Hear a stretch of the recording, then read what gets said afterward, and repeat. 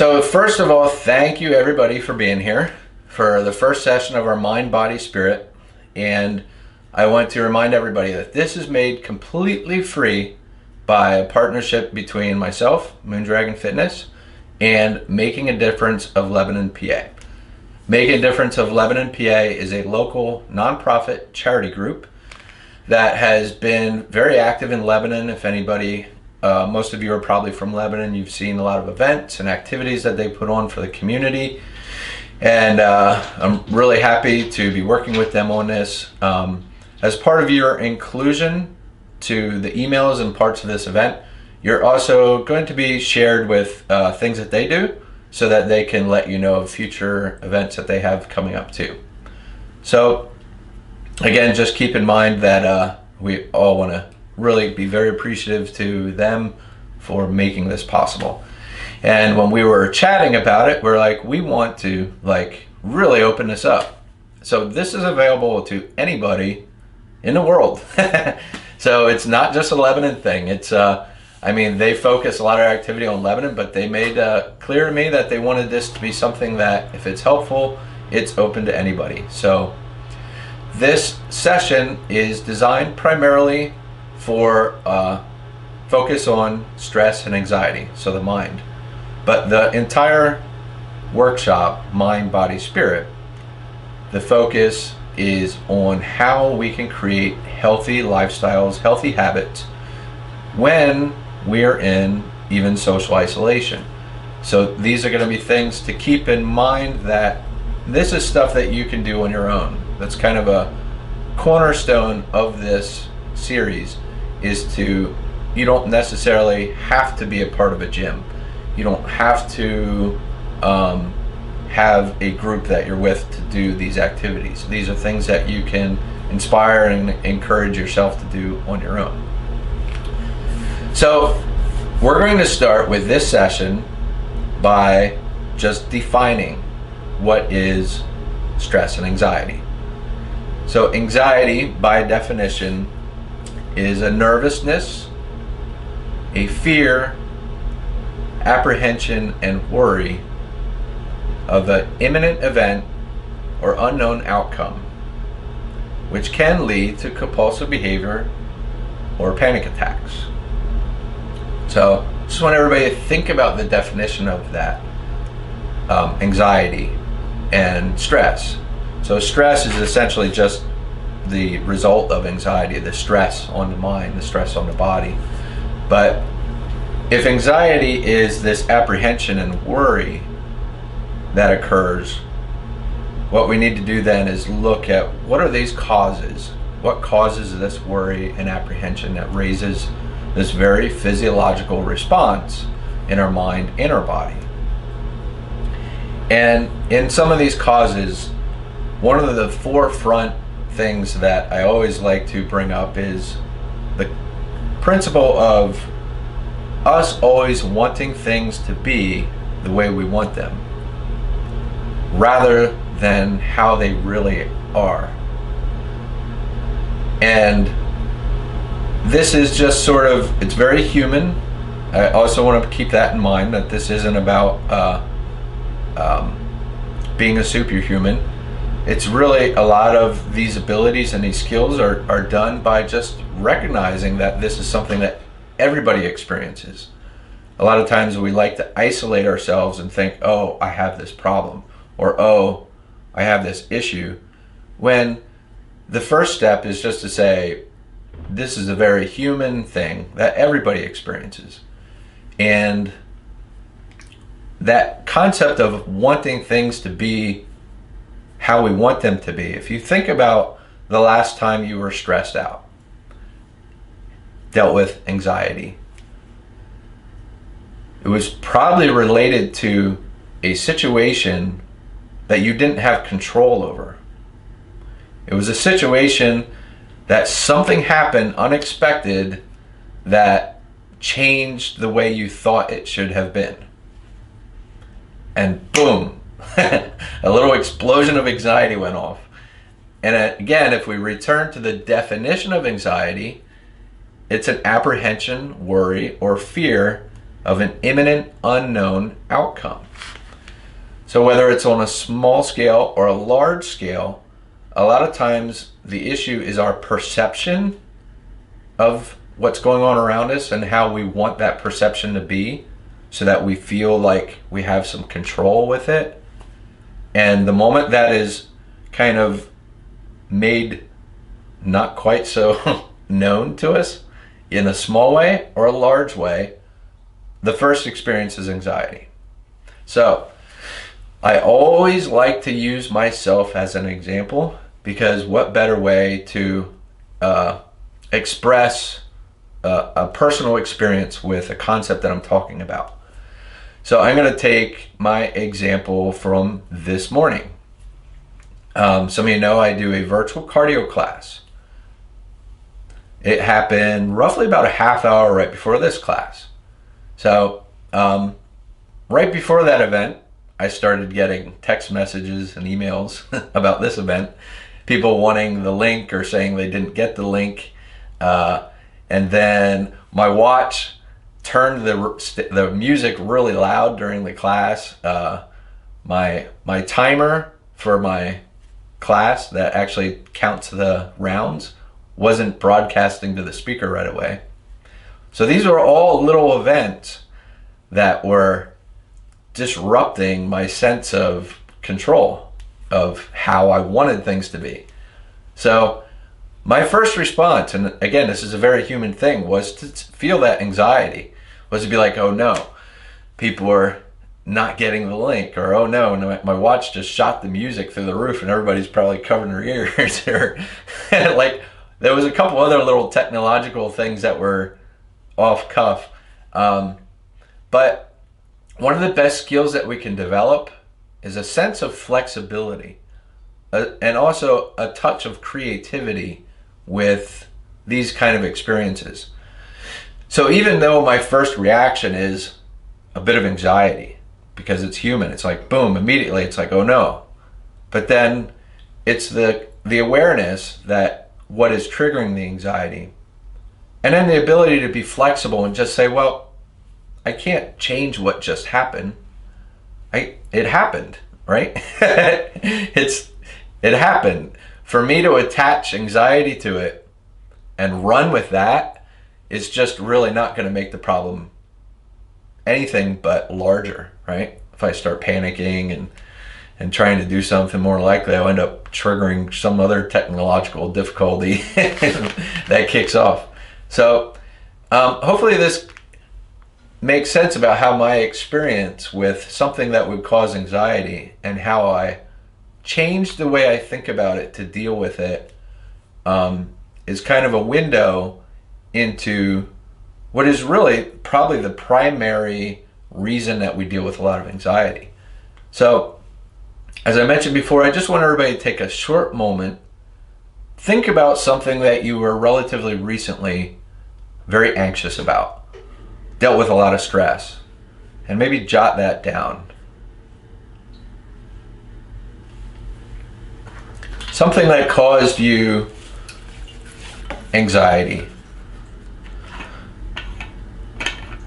You felt stressed out about it, and just make a mental note of it or write it down.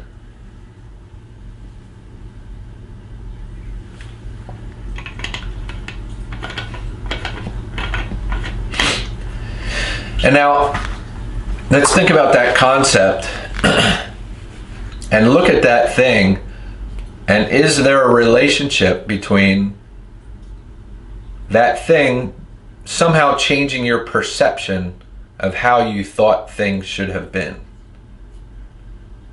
Like if you look at it and say, you know, oh wow, I was really upset, or this thing really upset me because I wanted it to be a different way.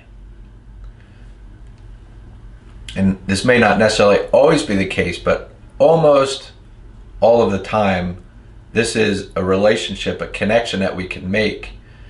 And the next step is to realize that when we felt that anxiety, which we all do, remember that's the first step, is to recognize that it's a very human thing. It's not an isolated me thing, because then that gets into later something I'm going to touch on later, we make matters worse when we start thinking it's all me, me, me, me. Then it can end up becoming more of a chronic kind of even traumatic sort of cycle that we create for ourselves. But we're not, let's just keep it at base level right now, which is we feel the anxiety, which is a very human thing. But if we accept that whatever that thing is that changed our perception can't be changed, it happened. It is what it is kind of thing. It's an event that occurred that changed the way we wanted it to be. But now this is the new way in which it is, which can't be changed. So we have a choice in that moment. Do we hold on to this anxiety and stress about something that already happened that can't be changed? All of the stress and anxiety in the world is not going to change the course of this thing. It already happened. So a sense of flexibility, and maybe even finding a silver lining, and this is where the creativity comes in dealing with that new direction and learning to flow with it and accept it, and let go of the stress and anxiety, recognizing that hanging on to it isn't going to change that. So this kind of deals with our first concept. And again, if anybody has any questions or maybe even insights about this, write it down, and when we get to the end of this, feel free to share that. So the second cause is busy life, busy mind. So our modern society is very busy, pretty much for everybody, no matter what line of work you're in, what you're doing. The collective consciousness has a completely, fully adopt and taken on this mantle of speedy life. It's just, everything is about speedy convenience, speedy everything. So everything moves around us fast. What happens then, this also causes our minds to move fast. Okay, mind moves, body moves, which is a concept that we're going to go over a little bit later.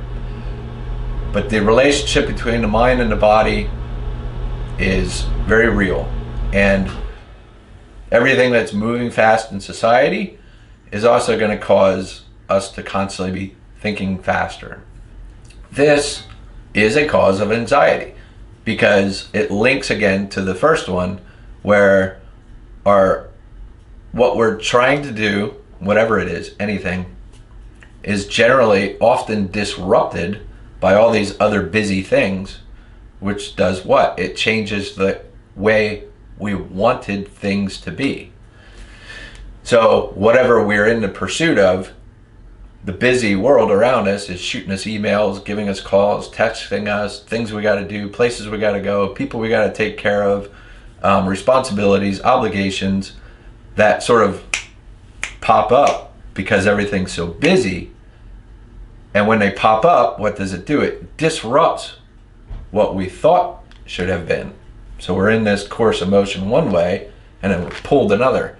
That unexpectedness, that unknown nature of an outcome, like we might not be sure where this outcome's going now because our mind went this way. That busy life, busy mind is another big cause for anxiety. Busy world, excess multitasking. So this is kind of very similar to the one we just went over. Because of the busy world, we try to take on all this activity. Like we feel like we have to do all of it then. All the busyness that's thrown at us, it's like, okay, yeah, I'll do that. Okay, yeah, no problem, I'll take care of that. Oh yeah, I got that thing to do, I'll do that too.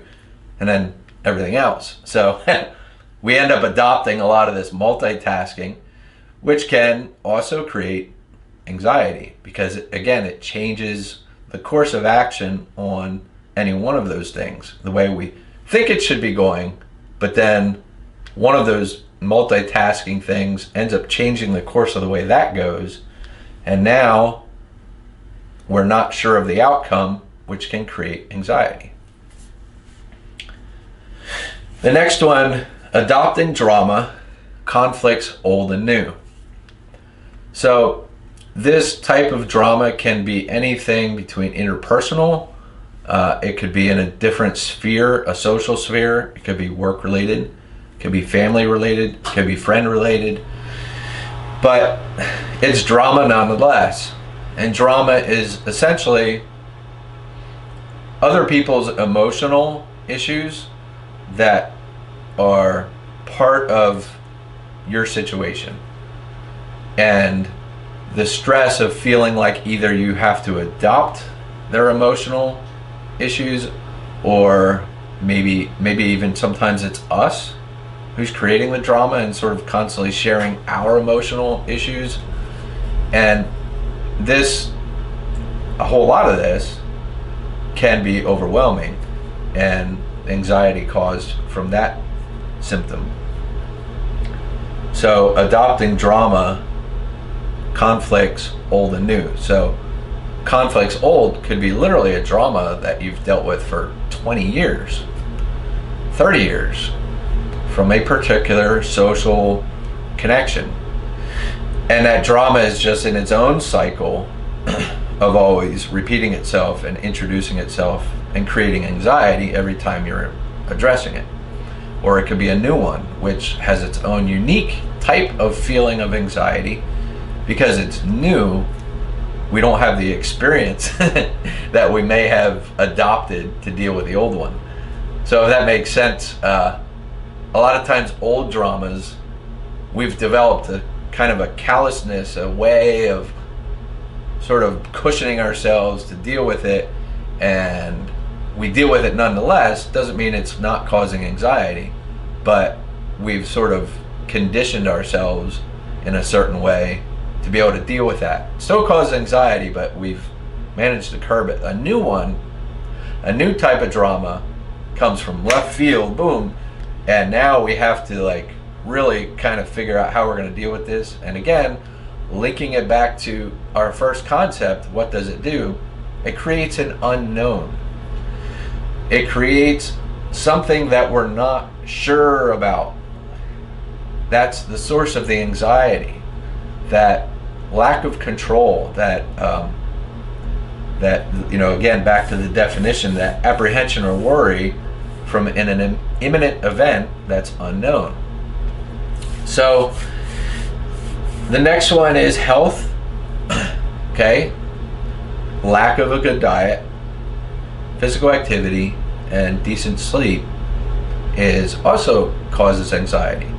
Because if we have a poor diet, it changes the way our biological or physiological efficiency, right? If we eat a lot of sugar and sodium, and we're not really getting the micro or macronutrients that we need, our body's like a machine. If you poured a bunch of sugar into your vehicle, it's going to behave a lot differently than if you gave it the type of fuel that makes it more efficient and run properly. So that lack of good diet can also mess with our chemical composition, which then creates anxiety issues to be even more amplified. Sleep, if we're not getting good sleep, which is usually sort of it's like the chicken or the egg, right? If you're stressed out and anxious, you're probably not sleeping well. But if you're not sleeping well, you're also going to increase the effects of stress and anxiety. And then exercise, because exercise is good to release endorphins, which, not to get too geeky technical about everything, they are the happy chemicals that just make us feel good about ourselves, make us have a more balanced sense of being. So those three things, diet, sleep, and exercise, are also an important thing to consider. If we lack those, that can also be a cause to anxiety. Generally, It's not a direct cause, it just makes the matters worse. So that's important to keep in mind, that lack of good diet, sleep, or exercise isn't necessarily going to make you an anxious person, but if you lack that, any anxious activity that you're dealing with is going to be amplified. And the next one is lack of self-fulfillment and following our own passion. So this is also another cause to anxiety. And the reason is, if we are constantly doing other people's bidding and never developing a sense of self and doing things that give us enjoyment, we are in this way also going to create more anxiety. And this one is similar to the last one in the sense that this is more so an amplifier. So it's not necessarily always going to be the biggest cause. The biggest cause is most certainly wanting things to be the way we think they should be rather than the way they are. That's the number one. You really understand that concept and are able to see it manifest when you feel anxiety. That's going to be your biggest tool to have that flexibility and creativity to deal with that situation. So this one, the lack of self-fulfillment and self-identity, is more so an amplifier. If you're not really following your passion and there's nothing about your own self-identity that you've done to just feel good about your own personal pursuits, then when you're experiencing anxiety, it's going to make it even more intensified. And then the last one, which is a bit outside of the scope of this, is mental trauma.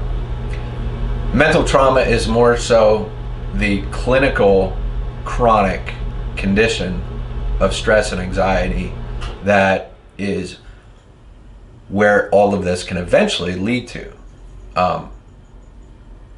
Everybody might possibly know somebody who is at this stage, and it's really difficult. It's sad, and it's hard to see people that are in this stage. And it's somewhat beyond the scope of this, because at that point, that person should see a professional medical physician and somebody who can really help them get to the bottom of deeper issues. And those mental traumas could even be from childhood, or just from really poorly dealing with stress and anxiety through the course of life, where it sort of snowballs to the point where they are just sort of, the weight of it all is overwhelming. But it is still important within the scope of this workshop to recognize that depth of stress and anxiety can lead to that if we don't think about how we can cope with it and deal with it and take the curb off. You will never completely get rid of stress and anxiety. It's a very human thing. Remember, that's one of the first steps, is to recognize that it's not an isolated me thing. It's a very human thing. Stress and anxiety have their good elements. Stress and anxiety can be a positive thing if it's a catalyst to flex and be creative and move in a different direction, or a motivator to change what is causing the stress and anxiety. So that kind of covers a lot of the causes, the definition and the causes. So now we're going to get into some of the remedies of how we can take that curb off of stress and anxiety.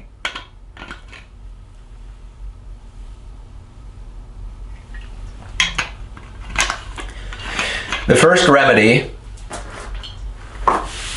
is to recognize the priority and importance of the change.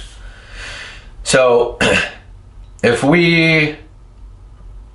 everybody kind of nods their heads to everything we've gone over so far, and they're like, oh, that makes a lot of sense, I get that, oh wow, that's kind of insightful, I agree with that, or maybe you even kind of are like, I've already on my own kind of already knew this and actually have done this. But if we don't make it a priority, then we're never going to apply any of these tools. And what I mean by that is if you do recognize that you have a level of stress and anxiety that's probably excessive, but yet you just hold on to it and don't make it a priority to lessen it, then it'll never happen. As a personal trainer, this is a big thing with a lot of my clients. I get some clients that come, they're really not there mentally. They really haven't made it a priority to want to make the changes. And after a few weeks, they quit. The ones that want to make it a priority are the ones that stay around and they make the changes. And sometimes it happens the other way too. They kind of force themselves into it, not really into it, but eventually they change and make it the priority. So it's all about values, putting it higher on your value scale and recognizing the importance of making changes. So that's first. After that, we just learn to take one step at a time and slow down. Okay, so everything doesn't have to be in step with the busy life around us. One of the things that I've personally done is sometimes ask myself, how important is that thing? Like, is the roof gonna fall on top of me if I don't do it? Probably not. What are the consequences of that thing? And usually when you ask yourself that question, you realize that you've put entirely too much weight into that thing. So, as I said before, I like to give myself and my own examples because those are how I learned what I'm sharing with you. When I had a job, it's maybe 7 years ago now, I was placed into a lead general manager position at that in that business. And I had a lot of responsibilities, and I had a lot of conflicts with other elements internally about the efficiency of how everything was done. And there was a lot of event management with that position. So it was, you had to be on the ball with a lot of communication, setting up dates, times, logistics, and they would just be all over the place. And I really dealt with a lot of stress and anxiety from that. And one of the symptoms that I was emanating was anytime I got a new message or email or phone call, I immediately went into like hyper zone of like, oh, I got to take care of this. I got to get this done and squared away immediately. And I eventually relaxed and understood that the roof's not going to fall on top of me if I don't, do all of this right now. I had to set parameters of times when it was going to be the time to do that thing. And there are times when I need to just not let the sense of wanting control over that to overwhelm me. So this concept that we're talking about now, the slowing down, right? One step at a time, slow down. A lot of times when we just put things in context and ask ourselves, like, does it really need to get done right now?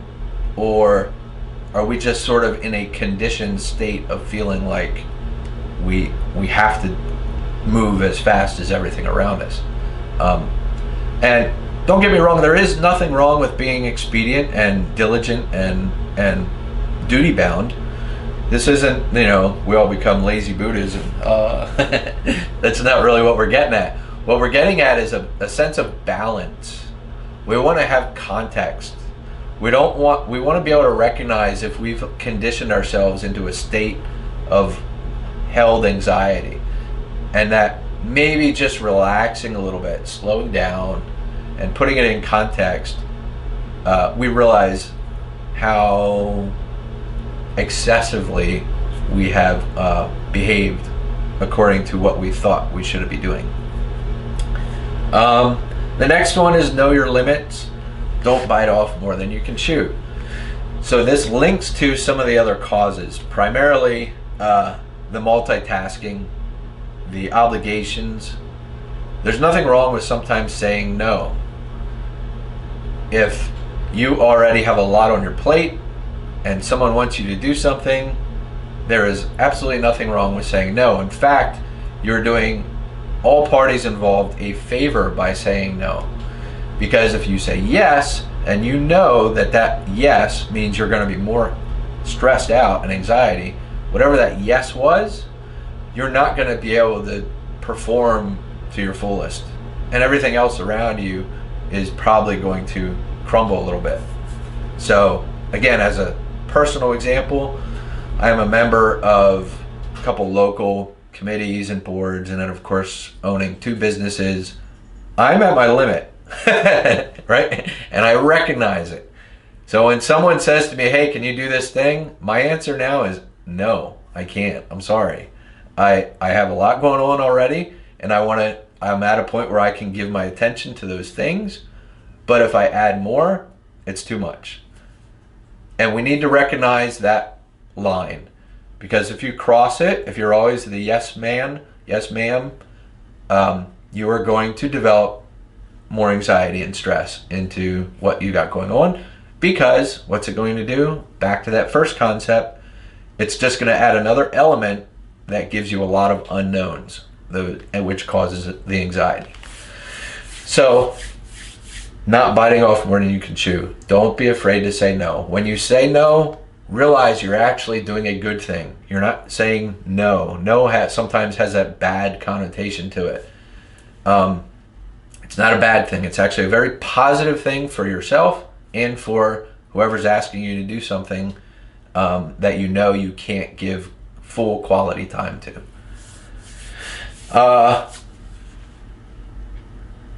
Next one is quality attention and quality time to the task at hand. So this kind of links to the other one. If whatever you're doing, try to be present in the moment so that you can give your full attention to it and give it a quality, deserving response.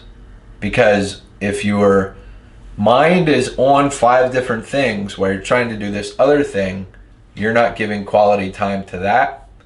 And this is a really good insight that helped me. If I'm worrying about all those things, I'm not really making any changes with those things. Right? So if we're doing something, but we're worried about these other things, we're not making any difference about those things other than worrying about them, which is doing nothing but lowering our quality to what we're doing here. So the more we can be completely present in the current moment and give quality attention to what we're doing, the more connection we make with that thing, the more relaxed we become. And in its own time, when we get to those other things, we deal with them. But if we're worrying about them, we're not making any changes with them. We're not somehow telekinetically making those things happen. We're not psychically affecting those things. We're just letting them worry us. And probably what we're doing here is slightly suffering in quality. So quality attention and quality time to the task at hand, and being present in the here and now, is very useful for reducing anxiety. The next one is reduce drama. And this again kind of comes to a little bit of the bite off more than you can chew. And it means this is a very personal one. We need to choose which social drama is too much and which ones we think we can adopt and be helpful in. Okay? This is a very difficult sphere because this is a personal one. This is the type of thing where a friend, family member is having an issue, and maybe they're excessively trying to throw some emotional baggage on you, but that doesn't mean we ignore them. Like, I'm not advocating, I'm not saying forget everybody else. I'm saying we need to approach it in a way that we first ask ourselves, can I be helpful in this situation? And if you can, and you're comfortable being able to assist and be a positive influence without increasing your anxiety, then that's fine. But we need to be mindful that we are not the type of person who's constantly adopting a lot of dramas. And if we are, we need to reduce that. And that just sometimes means stepping away a little bit from that situation, because otherwise everybody probably knows that person, or maybe even is that person who is just obviously very stressed out. Everybody's seen the people that are like, right? It's like they're on a different frequency. And a lot of times one of the things we recognize about them is they're always trying to help all these other people, trying to make all these things to make everybody else happy, and they're adopting a lot of these dramas that then they're worried about. They end up becoming their problem, and that's not healthy, because again, they're not being helpful to the people that they're trying to assist. So reducing drama just means when it's on your doorstep, look at it and say, is there something helpful I can do with this? Or is this something that maybe is just, I'm not going to be any good to this situation if I'm introduced into it. So the next one is simplify and reduce excess obligation and responsibility. This one's a pretty easy one, right? And it's kind of linked to the drama, but there's not so much drama in it. It might just be an obligation or responsibility. Someone says, hey, can you go do this thing for me? We have to realize when that yes man gets too much, okay? The next one is thought control and mindfulness, which is actually going to be a little bit part of our meditation, where we're going to address that a little bit more. And thought control and mindfulness just means recognizing when our thoughts are running away from us and bring them back. Positive affirmations and visualization. So sometimes anxiety might be from personal self-doubt about something we're doing. So if there's some kind of pursuit or task that we're involved in, there might be anxiety related to not sure how we're going to perform, or if we're going to pull it off, if we're going to achieve what we're trying to do. So again, that's worry, anxiety about the unknown. So creating positive affirmations and visualizations to counteract that, to basically tell yourself, no, I can do this thing. Might require some patience and time, but I can do it. So that's really about changing the narrative of how we're looking at something. And then lastly, physical activity, healthy diet, and regular sleep and exercise. So we start trying to introduce some of those components into our life, which then helps to take the curb off the anxiety. And this will be a good point to just remind everybody that our second session next Saturday is all about the body. And I'm going to teach everybody how we can do basic body weight exercises, no equipment necessary. I'm going to teach you how you can create your own programming. And you're going to find out that it's probably a lot easier than you thought it was. And that will kind of get you on the step to moving that direction, to create a more healthy exercise activity. So our last thing that we're going to go into before we open up our Q&A is meditation. So the first thing I want to do is just share with everybody what meditation is. A lot of people have a misconception of it, and some people may have tried it already and basically came to the point where they're like, oh, I can't do that. That's not for me. I want to try to give it to you in a way that really makes it approachable, and you realize that a lot of the conceptions you had of it are probably completely wrong. To start with, meditation is just a technique to relax the mind and put down all those thoughts that we have that are sort of cluttering excessively. It is very difficult because we are in a busy world. So the first thing that makes it difficult is as soon as we relax, it feels uncomfortable. This is why a lot of people stop. This is why a lot of people are like, oh no, I can't do that. Because that sense of stillness is like, what in the world is that? Because it makes us feel very uncomfortable. So the first thing I want you to do is just try to recognize that's the first thing you're going to experience. As soon as we start doing the meditation, you're going to probably first be like, this is weird. Why am I doing this? Your mind's going to send all these thoughts.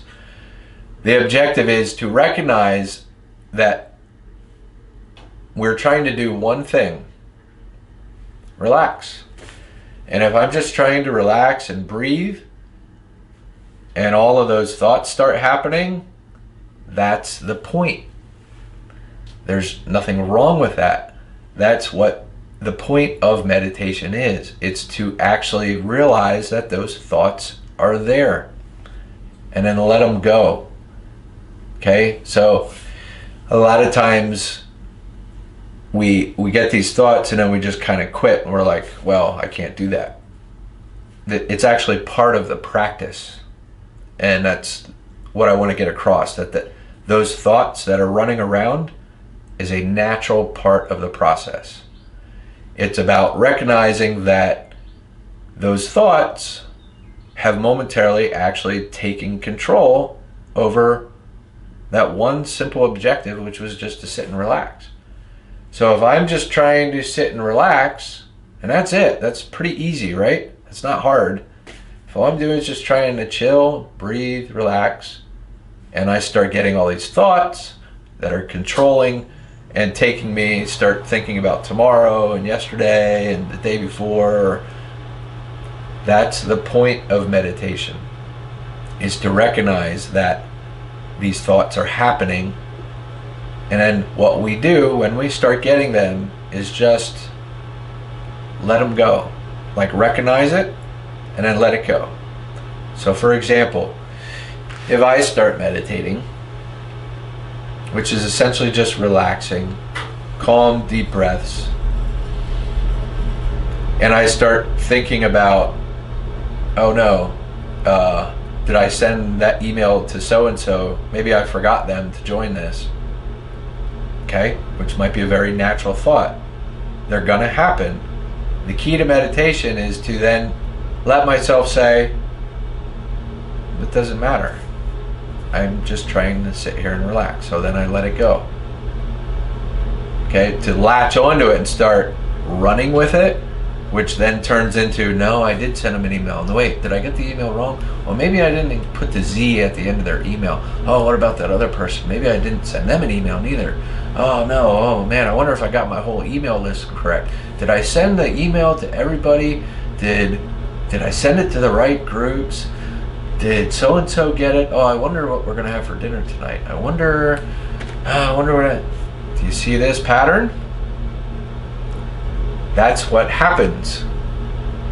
That's what we're trying to be aware of, so that in the beginning, as I'm sitting here, and I'm just trying to do that one thing, which is to just breathe and relax, when that thought comes and it says, did that person get the email? I stop it right there and I let it go, and I come back to just breathing.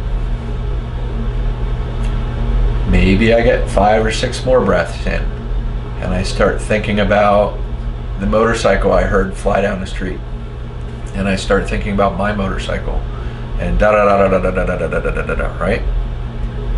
The key is, when I hear the motorcycle, I say, oh, motorcycle.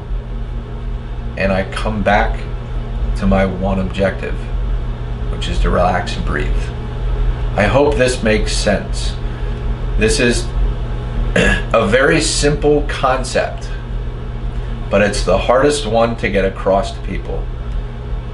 And this is why a lot of people don't really get meditation, because this concept is not explained to them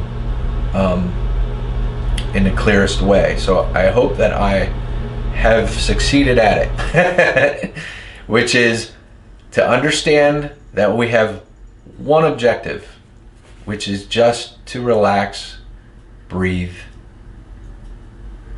And in the course of that objective, when we get a thought, we just let it go and we come back to breathing. Okay? So we're going to do a short couple minutes of meditation. And the first thing we want to do is relax muscle tension.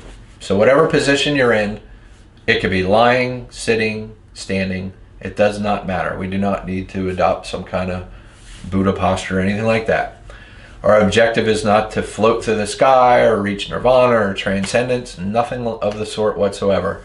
Our objective is just to relax the body so that we have no muscle tension. Once we achieve that, we relax the breath by just breathing in and out in long, relaxed breaths. So we do want them to be deep, but not so much that you're, forcing it in and out. Do it so it's relaxed, but yet very strong. After you have that going, you can either keep your eyes open or closed, it does not matter. The next step is just to relax the mind.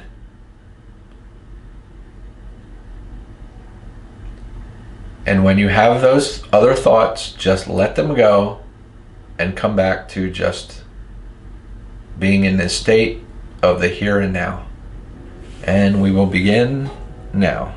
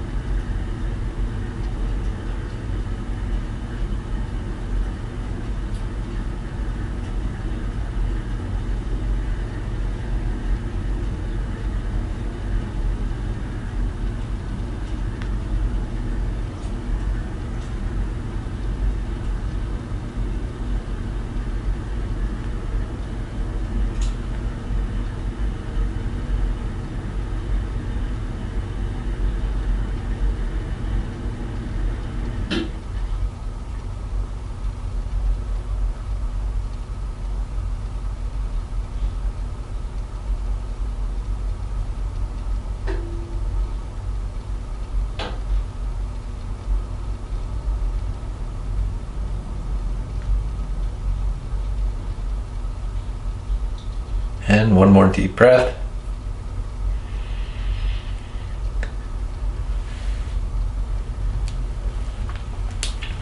Okay, so if everybody wants to just take a short moment, if you have any observations or reactions to that short little exercise, just jot it down.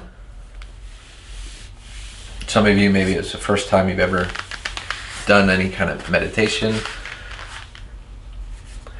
But one thing I can guarantee is that everybody experienced some kind of thought, okay? Which is part of what meditation is about. It's part of the training. The thought is not, doesn't mean you can't meditate. The thought, if somebody's been a Tibetan Buddhist for 60 years, they're not immune to thoughts. The whole idea is not to, it's just a natural thing. The way we deal with the thought is what the training is all about. So if we look at what meditation is doing, which is putting us in the here and now, it's allowing us to focus just on one thing, which is just to relax. That's it. It's the most simplest objective in the world.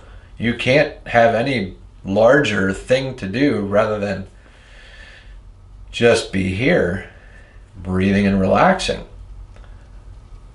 But when we just try to do that one thing that's the easiest thing in the world to do, our brain can just take off. It's like a roller coaster. And if you let it, and probably I'd actually be willing to bet the majority of people here probably experienced the roller coaster, which was probably like, why am I doing this? What's going on? What am I doing tomorrow? What's that noise? Where am I going? We're like squirrels and cats. Okay? That's what meditation is revealing to us. It's showing us our mind with a mirror. And all we have to do is look in the mirror and say, oh, okay. I'm just not going to chase that thing. When I have that thought, I acknowledge I had the thought and I let it go because I'm trying to just relax. This is training us how we can apply this to everyday life. Meditation is absolutely useless if it's only done during those 2, 5, 10, half hour, however long you're doing it. If all it is during that time period, it's useless. You've missed the point. What meditation is doing, it's a training ground. Just like we come and we lift weights, we run for what? For the sake of better health, overall health. Meditation is the same thing. It's a training time that we're doing to make us aware of the way our thoughts move and also make us aware of just how little control we have over our thoughts unless we choose to exercise it. That is a very fundamental component of what meditation is teaching us. So its real value is when we take us with us outside of the training ground and we're dealing with something in life and we recognize that our mind starts to do this, especially emotionally, right? Anybody who might deal with anger or disappointment in that sphere, what happens first? The emotion gets triggered, we start running with those thoughts, and it just starts catabolically eating us up with all kind of anxiety and worry. So when we first experience the anger, which we're going to have, right? It's going to happen. The key is recognize that it's just a thought. It's an emotion, and you learn to let it go in the same way that you do when you're meditating. You just let that thought go and you come back to here. Because if you run with it, like the squirrel, it's just going to get crazier and crazier. And if it goes all the way to the end, then you end up acting on the anger and you probably seriously regret it. So the next thing, so my main point with that is understand what meditation is teaching, training, and take it with you, look at it like a training ground, and apply it in ways to reduce anxiety. So the last component is moving meditation. So this is generally a lot more approachable to most people. And in my sphere of being involved in martial arts, it's known as Qigong, which is basically meditation with movements. So I'm just going to have everybody follow along with me in whatever position you're in. And what we're going to do is we're just going to take our arms and we're going to come up and we're going to press up. And then we're going to come back down and bring them to the center. We're going to come back up and press. We're just going to repeat this motion nice and slow.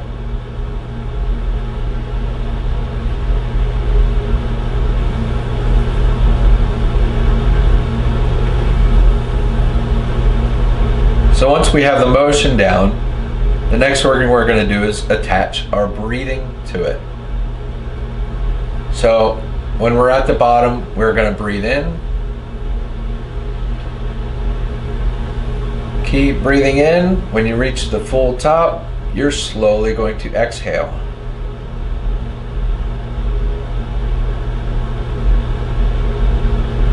Breathe in.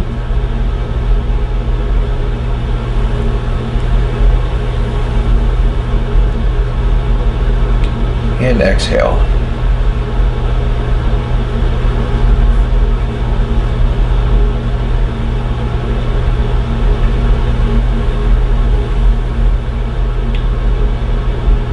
So now our singular objective is just to do these movements. We're just stretching, opening the body up, stretching, closing the body, and repeating that same motion. This is our only objective in addition to breathing and linking our breathing to this motion. So we breathe in.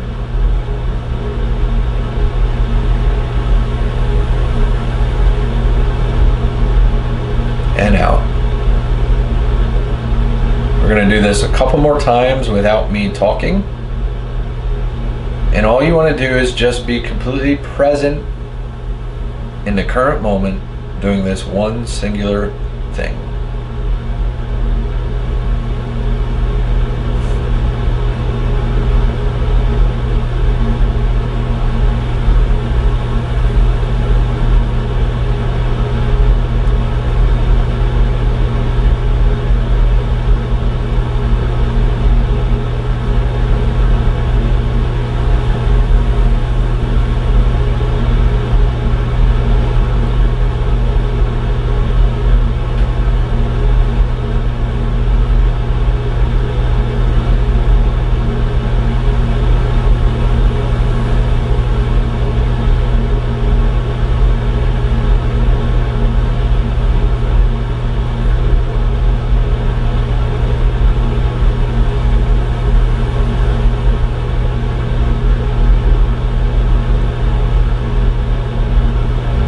Good. So this is like meditation, but sometimes it's a lot more approachable. And when I explain to you why, it's gonna be, it's kind of a mind-blowing concept. For me, it was. And the reason this is easier is because this gives the mind something to do. So the mind now has this thing that it's controlling and it's focused on, and now we can breathe and do this motion, and it's a lot easier not to have all the thoughts start running through as long as we stay focused on that motion. Now don't get me wrong, people who practice for a while end up eventually returning to what's called the monkey mind, which is all the thoughts going crazy again, because this becomes automated. So eventually the mind's like, okay, I don't need to do this no more. It becomes a conditioned pattern, and then the brain runs around again. So when you reach that state, then what you do is you learn to apply the same thing we did in seated stationary meditation, which is when you get the thought, you acknowledge it, but then you let it go and realize, no, I have this one thing that I'm doing. I'm going to do that thing. So moving meditation can be applied to a lot of stuff, okay? Some things in our daily life, like folding laundry. I like to encourage people to find those moments, and sometimes it might be a hobby. If somebody paints or knits or does something that is somewhat of a repetitive thing that does not require an excessive amount of thinking and focus, can become a moving meditation, which is a way to just relax the breath. And this is important, to coordinate the breath with what we're doing and let the mind relax so that it's not toiling with so many different thoughts. So mind moves, body moves, the last thing written on your page.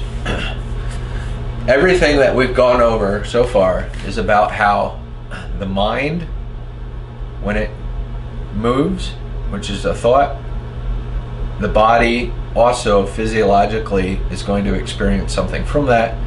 And in our particular focus, we're talking about the anxiety. So recognizing that anxiety that we feel is generated in the mind.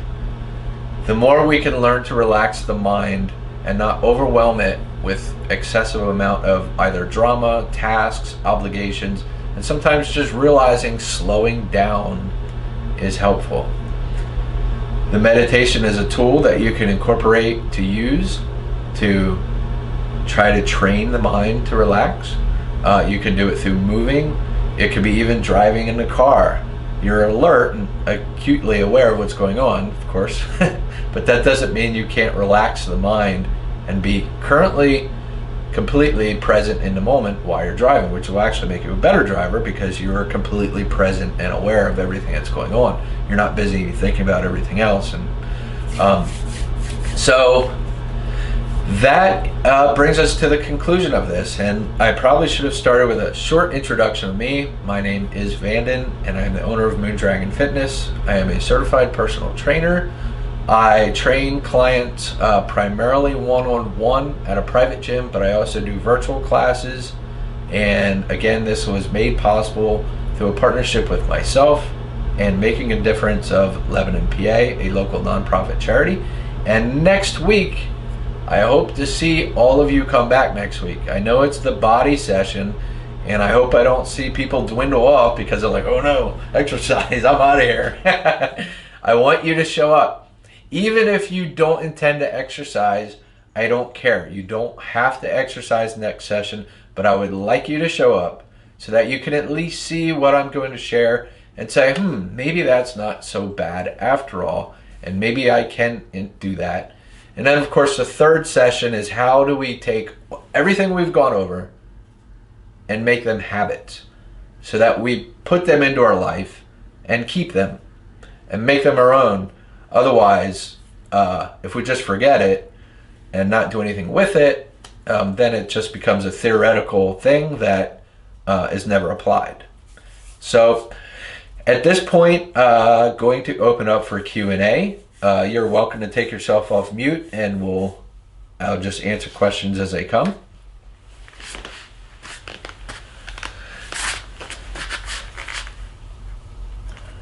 And if anybody has to go, I know we actually went 8 minutes over. I apologize, but if anybody has to go, you're welcome to go. If you want to stick around, that's fine. I have a question. Yes. Can you hear me? Yep. Okay. I have a question. How do you meditate when you have other people? Like I have 6 other people in the house. So it's hard for me to get into a quiet place. Do I have to be in a quiet place? How do I quiet my mind? if there's stuff going on around me? Yep. So this is an excellent question. The thing is, to start with meditation, I would recommend that you do try to find a place and time where you can do it where it's a little more quiet. However, that does not mean that it has to be. In fact, I personally like meditating in busy environments, because if you can do that, you actually make a stronger practice. So you have a blessing and a curse going on right there, which is, for a beginner, for somebody starting new to meditation, it's actually good to try to find a place and time where you don't have as many things to chase, right? But over time, you want to be open to being exposed to that stuff so that you make your practice even stronger. So, but let's say you just can't get away. It's impossible for you to get away, and you're just going to have to deal with your social environment right now. That's okay. What you can do is take small steps during your meditation of recognizing, let's say you hear one of the kids, you are going to have to acknowledge it, but then let it go. So when you hear maybe a kid yell, as long as they're not in imminent danger, which they usually are not, they just act like they are. But let's say you hear them making noise, you acknowledge it, but then you let it go, and you just return to being present. You hear something on the TV, and for whatever reason catches your attention. You acknowledge it, but then you let it go. You hear maybe somebody outside, maybe even to the extreme where someone knocks on the door, but you know somebody else in the household is fully capable of answering the door and handling that situation. You acknowledge it and you let it go. You always remind yourself that your goal is just to be present in the here and now. And your one objective is just to relax, to breathe. And again, if the roof isn't going to fall down because of what you're experiencing, then let it go and return to your practice of just relaxing and breathing. And you'll find that, again, remember, these tools are no good if we don't take them with us. This skill in dealing with parenting can be really useful. So if you develop this ability to not be pulled by the anxiety and the drive of the uncomfortableness when you're dealing with a child that comes to you and says some kind of request or demand, dealing with that at a very here and now basis, and just be like, okay, I'll do that, and then you go and do it, or sorry, we can't do that right now, rather than allowing the anxiety. I hope that makes sense. Does that? Some of it does. Unfortunately, I'm a grandmother, so I don't have much to say about the kids. And I am one of those people that have, I see a psychiatrist because of my anxiety and stress. So that's one of the reasons I was taking this course, hoping that you give me an idea other than what they're getting me to do, because it's hard for me to clear my mind. Right. Well, the first thing, of course, my practice is not clinical, and I first would refer you to clinical advice from your doctors. But that being said, applying everything that we went over in this workshop, I believe can be very beneficial, because these are a lot of times things that are modern clinical perspective doesn't take into account, which is realizing that the mind is really, how well we manage our mind is a direct result of the anxiety that we experience. So a lot of times the best thing is just to breathe and relax. So when you're experiencing some event that's causing anxiety, first thing is just breathe and relax. Recognize what it is about that thing is causing the anxiety. What about it feels like it's taking control away from you? And then probably recognize that that control is not really that necessary to start with. Okay. Is that helpful? Yes, it is. Yes, it is. And I believe your course is going to be helpful. I like that exercise, that breathing, and so I'll try that as well. So, yes, thank you. You answered my question very well.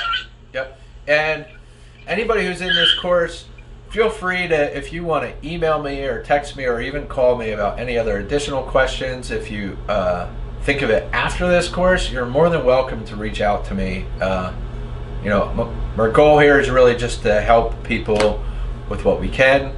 I am not a specialist. I am not a guru. I'm just some guy who has made a lot of these things very specific to my own personal study because I needed them.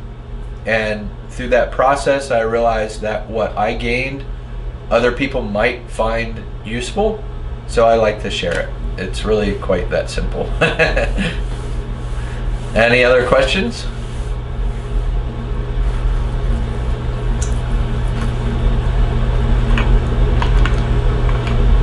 I just want to comment. This is Cynthia. I just want to say thank you for everything that you've mentioned here. It's been very helpful.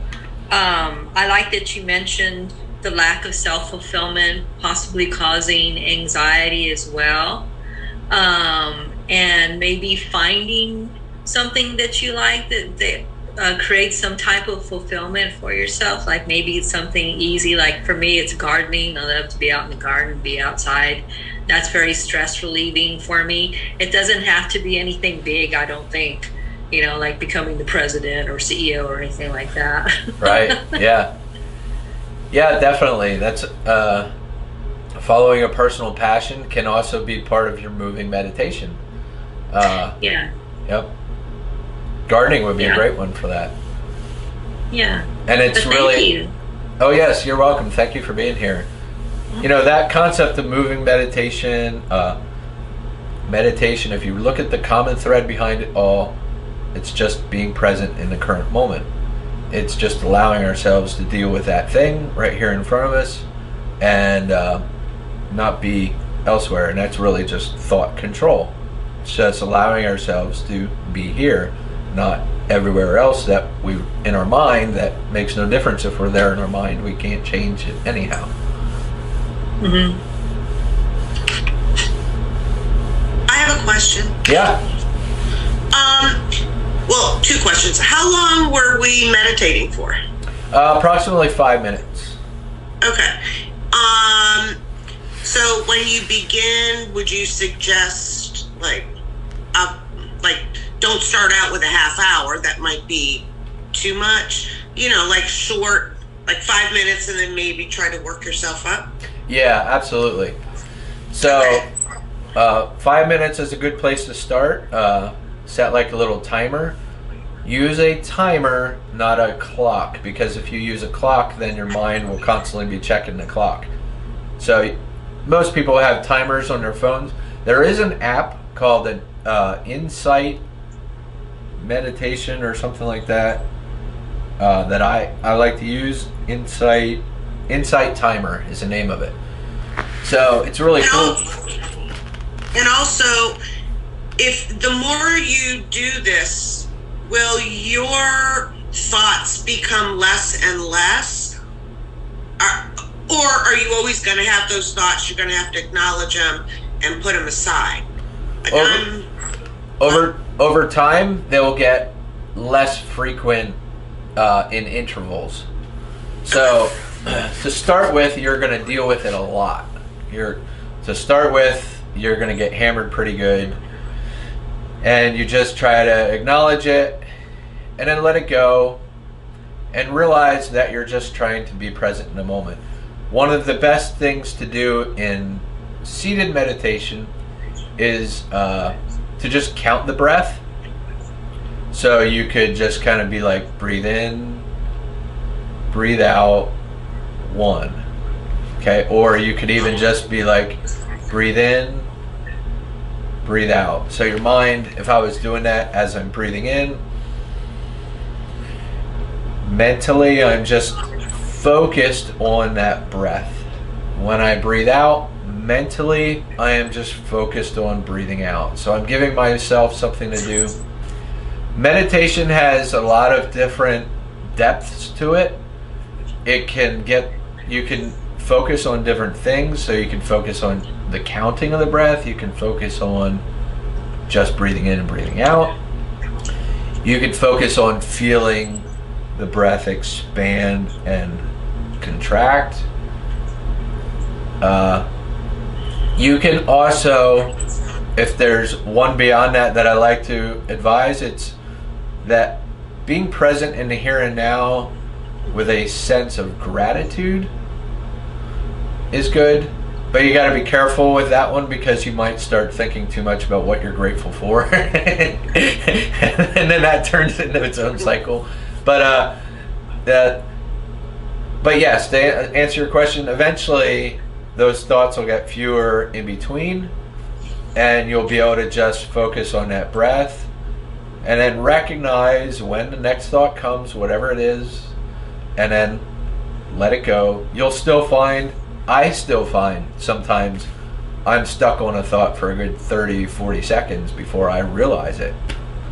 But what you do, this is huge. You don't admonish yourself for that. You don't say, oh no, I messed up. I can't believe I did that. That's the worst thing you could do. When I experience myself running away for 40 seconds and I recognize it, first thing I do is smile. And I say, ha, caught you. And then I just come back. Because it's part of the training. You have to accept that it's part of it. It's part of saying, I just learned something there. I learned that thought took me for 30 seconds. And then we get that insight, which is what meditation is teaching us. The insight is our thoughts are crazy powerful, and we need to recognize how much they can take us away one direction or another if we're not mindful of them. I hope that helps. Yes, thank you. You're welcome. Yeah, self-admonishment is like one of the worst things we could ever do, ever, anytime, no matter what. It's just bad, no matter when, where, how. But, it's part of the ego. It's a natural thing. Self-awareness, self-observation. What do we think of ourselves? What do other people think of us? Da, da, da, da, da. But if there was one good tip I could give you to reduce anxiety, anytime you experience self-admonishment, throw it out the window for whatever it is.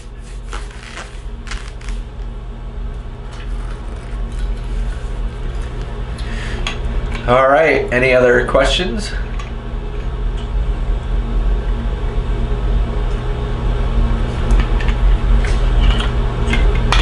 Okay, well, I hope to see everybody back next Saturday. Remember, you can follow me on my Facebook page, Moondragon Fitness. You can let other people know about this workshop. Even if they missed this one, they can still attend the other two. The third one is, again, going to return to a bit more of a theoretical approach. We're going to look at how do we develop habits? How do we make them habits? Because that's a big one. All right, everybody, take care, and thank you. Thank you. Thank you, Brandon.